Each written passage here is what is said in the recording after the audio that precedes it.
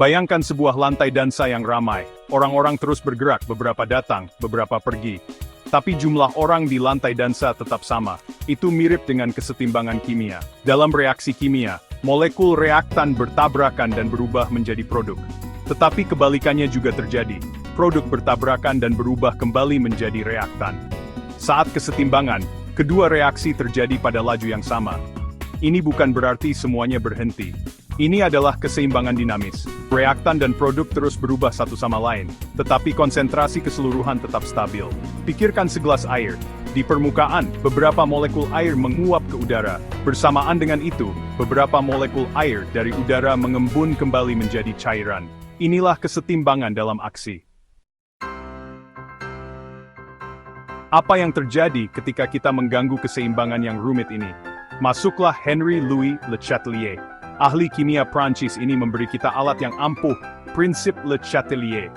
Prinsip ini menyatakan bahwa jika terjadi perubahan kondisi pada sistem dalam kesetimbangan, sistem akan bergeser ke arah yang mengurangi tekanan. Pikirkan lagi lantai dansa kita. Jika musik tiba-tiba menjadi lebih keras, lebih banyak orang mungkin memutuskan untuk beristirahat. Kesetimbangan bergeser untuk mengurangi tekanan dari musik yang keras. Demikian pula, reaksi kimia pada kesetimbangan merespons perubahan kondisi seperti suhu, tekanan, dan konsentrasi. Mereka bergeser ke kiri atau kanan untuk melawan perubahan dan membangun kembali kesetimbangan. Suhu memainkan peran penting dalam reaksi kimia. Beberapa reaksi melepaskan panas, yang dikenal sebagai reaksi eksoterm. Yang lain menyerap panas, yang disebut reaksi endoterm. Mengubah suhu reaksi pada kesetimbangan akan mengganggu keseimbangan. Pikirkan tentang reaksi nitrogen dan hidrogen untuk membentuk amonia, yang juga dikenal sebagai proses Haber. Reaksi ini melepaskan panas. Jika kita meningkatkan suhu, sistem mencoba untuk melawan perubahan ini. Ia bergeser ke arah reaktan, menggunakan sebagian panas yang ditambahkan. Sebaliknya, menurunkan suhu akan mendukung produksi amonia. Sistem bergeser ke arah produk, melepaskan panas untuk mengimbangi penurunan suhu. Tekanan adalah faktor lain yang dapat memengaruhi kesetimbangan.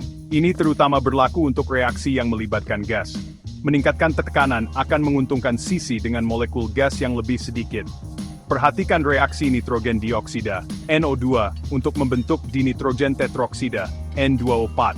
Satu molekul N2O4 dibentuk dari dua molekul NO2. Meningkatkan tekanan pada sistem ini akan menggeser kesetimbangan ke kanan, mendukung pembentukan N2O4.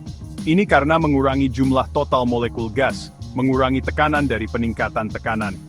Prinsip ini memiliki aplikasi praktis. Misalnya, sintesis amonia dalam proses Haber dilakukan pada tekanan tinggi untuk memaksimalkan hasil amonia. Memahami prinsip Le Chatelier memungkinkan kita untuk memprediksi dan mengontrol hasil reaksi kimia. Ini memiliki implikasi yang besar dalam berbagai bidang, dari kimia industri hingga ilmu lingkungan.